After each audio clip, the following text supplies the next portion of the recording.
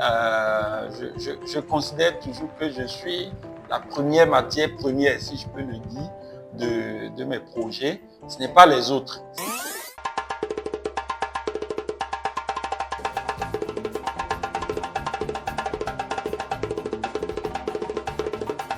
Aujourd'hui, on ne parle pas de talent, on ne parle pas d'idées, mais de la clé qui ouvre toutes les portes, le financement. Enitoba Monodo, Koikuko Ongbe. Ce programme africain nous rappelle une vérité simple. Les opportunités existent, mais encore faut-il savoir où les trouver. Mesdames et messieurs, bonsoir et bienvenue dans ce nouvel épisode de votre web émission culturelle Conseil du mercredi. Nous recevons un expert en aménagement et développement du territoire qui, durant son parcours, a travaillé sur plusieurs projets touchant à la valorisation et à la promotion du patrimoine. Fort de ces expériences, il vient partager avec nous les opportunités actuelles accessibles à la jeunesse artistique et culturelle. Avec nous, Monsieur Salomon Okiri. Préparez-vous, car ce que vous allez entendre pourrait changer la trajectoire de vos projets.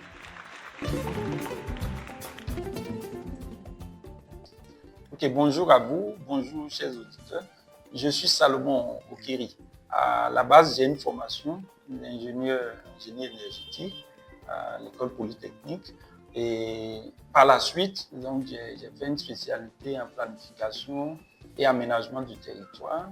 Et puis un autre master en sciences de gestion, option prospective des territoires. Donc en tant que tel, je suis un professionnel de l'aménagement et du développement des territoires. J'ai eu à exercer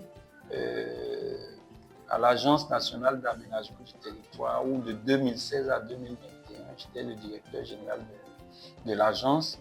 Je suis également, depuis 2021, je travaille en tant que promoteur privé. Donc, j'ai initié ce centre où je vous accueille aujourd'hui, Ecoterroir. Ecoterroir qui est Ecoterroir Market, est une entreprise qui fait la promotion, la valorisation du savoir-faire local.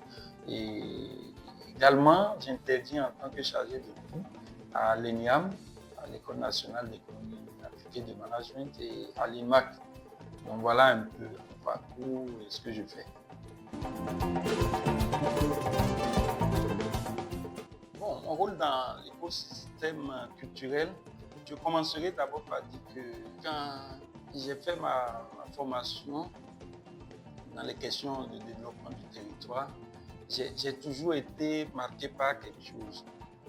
J'ai remarqué que nous avons beaucoup de ressources, d'une manière générale en Afrique, au Bénin, pour ce qui nous concerne. Nous avons nos territoires beaucoup de ressources naturelles, ressources culturelles. On a tout ce qu'il faut. Mais nous sommes toujours tournés vers les autres. Nous consommons ce qui vient des autres. Nous préférons acheter les repas, les aliments qui viennent de chez les autres. Nous préférons porter les habits que les autres fabriquent, nous envoient, ainsi de suite. Et moi, en tant que spécialiste du territoire, je n'étais pas à l'aise avec, parce que je me dis, on a des ressources, il faut les valoriser, les mettre en lumière. Et ça fait que nous pouvons vraiment avancer. Et donc, c'est ça qui a fait que j'ai commencé par travailler en tant que spécialiste du territoire, beaucoup plus sur la question de la valorisation des potentialités et des ressources du territoire. Ça m'a amené donc sur plusieurs projets ayant trait à ce volet.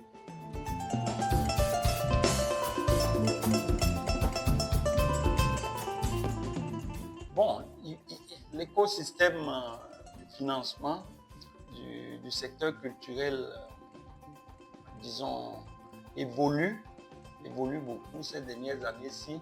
Et je vais parler de deux plans. D'abord, au plan international. Au plan international, le contexte de financement des projets, d'une façon générale, est marqué par un monde qui connaît beaucoup de mutations, de crises, les crises économiques, les crises politiques, et les crises sociales. Et ça impacte les politiques publiques, ça impacte les institutions internationales, ça impacte le choix de financer parce que les gens recentrent leurs priorités. Et donc, il faut dire qu'on observe de plus en plus, d'une façon globale, dans le cadre du financement du développement à l'international, le centrage, qui fait que il y a de moins en moins des possibilités. Mais par contre, au plan national, c'est plutôt heureux de dire que les choses évoluent dans le bon sens. Parce que depuis 2016, le gouvernement du Bénin a fait le choix de promouvoir le patrimoine, la culture, comme un des axes forts de développement. Et donc, ça a amené le gouvernement à mettre en place un ensemble de dispositifs. D'abord, au plan institutionnel, il y a des structures qui ont été créées pour porter cette dynamique, des agences, des structures d'État qui ont été mises en place. Et au plan financier également, il y a des instruments financiers qui ont été déployés. Donc, le gouvernement aujourd'hui, à travers donc la DAC, l'Agence de développement des arts de la culture, a initié, a lancé le fonds de développement des arts de la culture que l'agence pilote. Donc, c'est des initiatives qui ont été prises par le gouvernement et qui émanent d'un choix de promouvoir ce secteur. Et je pense que c'est plutôt bon parce que ça a permis d'avoir l'écosystème qui se modifie, mais plutôt en bien. Donc, je crois que c'est des éléments importants qu'il faut noter aujourd'hui par rapport à la question du financement, cet élan qu'on observe au niveau national, mais aussi nous avons dans cet écosystème une émergence timide, donc du financement privé qui est apporté par des gens qui sont passionnés par la culture, le mécénat, d'accord, qui se développe de plus en plus. Nous observons des gens qui font la promotion de par leurs propres ressources de centres culturels, de musées privés. Et donc, il y a une dynamique également privée qui est en train d'émerger. Donc, voilà un peu comment je peux vous présenter très rapidement l'écosystème par rapport donc à la question du financement.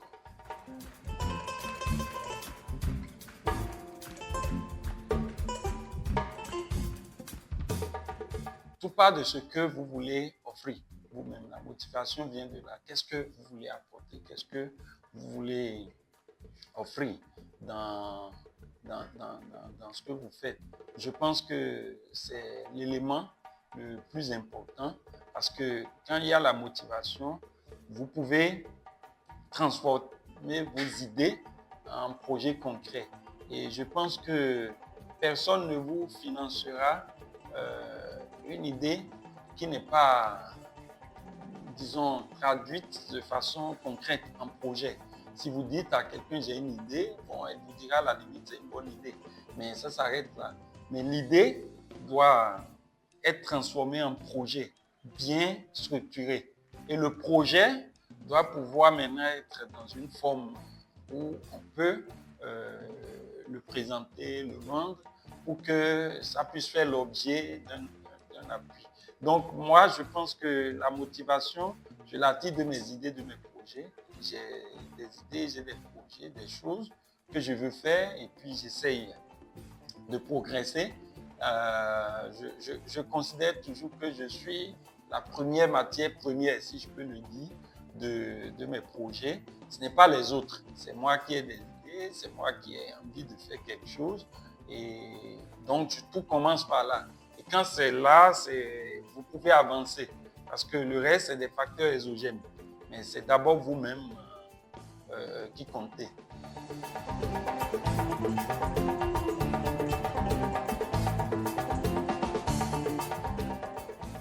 Les porteurs de projets doivent déployer de façon systématique une stratégie de veille.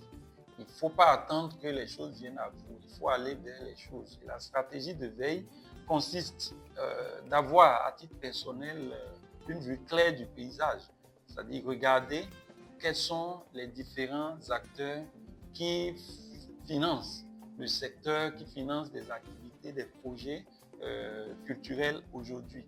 Il faut prospecter via les instruments numériques que nous avons, disposer pour soi-même d'une cartographie claire de tout ce qu'il y a comme opportunité que vous notez. Ce n'est pas quand vous avez un projet que vous allez vers les opportunités.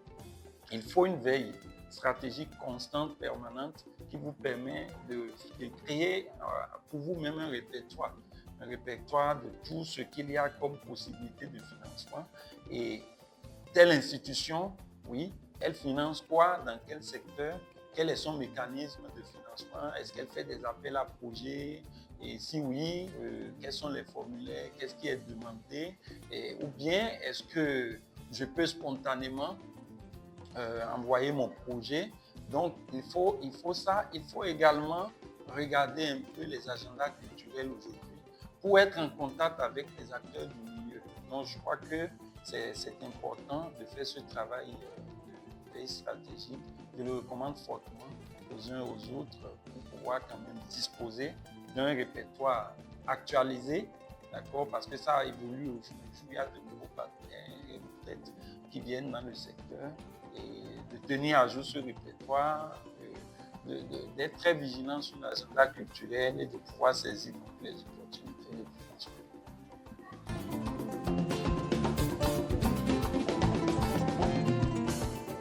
Non, je pense que tout ce qui est financement est important. Maintenant, ce qu'il faut comprendre, c'est qu'avant d'aller à la quête, d'accord, des financements, il faut déjà soi-même se considérer comme le premier partenaire de son propre projet. Et vous allez voir d'une façon générale aujourd'hui, tout partenaire qui veut financer un projet cherche toujours à voir si vous avez une contribution, d'accord, un apport, un fonds propre que vous apportez. Et parfois, ça peut ne pas être en argent, ça peut être en termes de matériel, en termes de contribution, mais on attend toujours quelque chose de vous. Pourquoi? Parce que quand on finance votre projet et que vous-même, vous n'y contribuez pas, c'est peut-être un indicateur de désintérêt pour votre propre projet. Et ça fait que parfois certains projets ne vont pas plus loin que, disons, le cadre de financement, parce que celui qui porte le projet lui-même n'a pas traduit un intérêt direct pour le projet. Donc, je pense que la première chose, c'est d'abord, il faut se mettre en tête, moi je le dis, c'est l'autofinancement. C'est-à-dire, qu'est-ce que vous-même, l'idée est partie de vous. Vous avez un projet, d'accord, ou ça peut être une institution. Donc, vous, en tant qu'individu, l'institution a un projet. Tout part de là. Ce projet, qu'est-ce que vous apportez vous-même, qui avez eu l'idée? Qu'est-ce que vous avez pour commencer?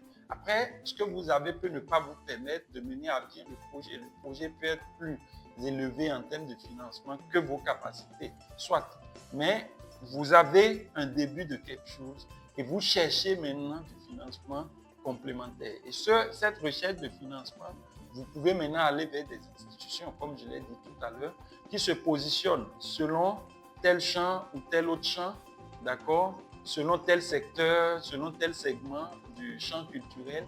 Voilà. Donc, vous pouvez avoir des institutions qui financent telle ou telle chose. Selon le cas, vous allez vers eux et vous leur dites, moi j'ai un projet, voilà ce que je pense apporter pour le projet, mais mon projet est évalué à tel montant, je n'ai pas tout ce qu'il faut, j'ai besoin d'un financement complémentaire et je viens vers vous. Là, c'est plus aisé pour les gens voient déjà en vous-même un intérêt. Donc, vous pouvez aller en ce moment vers des institutions.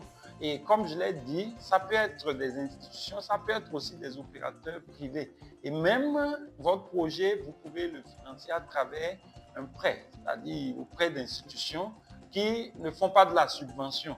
D'accord? C'est-à-dire la subvention, c'est qu'on vous accompagne, on vous donne. On n'attend pas que vous payiez en retour. Mais par contre, un prêt, on vous donne l'argent, vous faites votre projet, vous prouvez la rentabilité du projet. Et puis, en retour, dès que le projet est déployé, vous remboursez. D'accord? Donc, il y a toutes ces possibilités. C'est à vous, selon la nature de votre projet, de voir ce qui convient.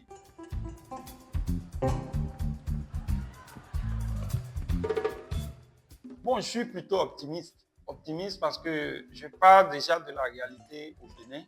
On peut dire que le choix qui a été fait de mettre en avant la question du secteur culturel comme support du développement fait que l'État s'investit de plus en plus dans le secteur. Donc, du coup, ça veut dire il y aura de plus en plus d'opportunités. Je crois que, si je me trompe, il y a des projets qui sont encore en gestation. Je crois qu'il y a le quartier culturel créatif, le QCC, qui est en gestation et qui va, sur l'ancien site de l'OCBN, qui va être déployé et qui va être un lieu qui fédère un peu les différents acteurs du secteur à travers donc différentes composantes musées, composantes arènes, etc. Donc, je crois que pour ce que je sais, j'ai suivi, c'est des opportunités en soi, déjà d'avoir des cadres qui mettent ensemble les acteurs culturels et d'avoir des mécanismes institutionnels, c'est-à-dire des structures qui portent le secteur, qui accompagnent les acteurs et d'avoir de plus en plus de mécanismes financiers, donc des fonds qui sont là pour pouvoir soutenir le secteur. Et il faut également aussi, tout en marchant dans cette dynamique, se former auprès des professionnels qui sont en avance. D'accord? L'expérience est importante.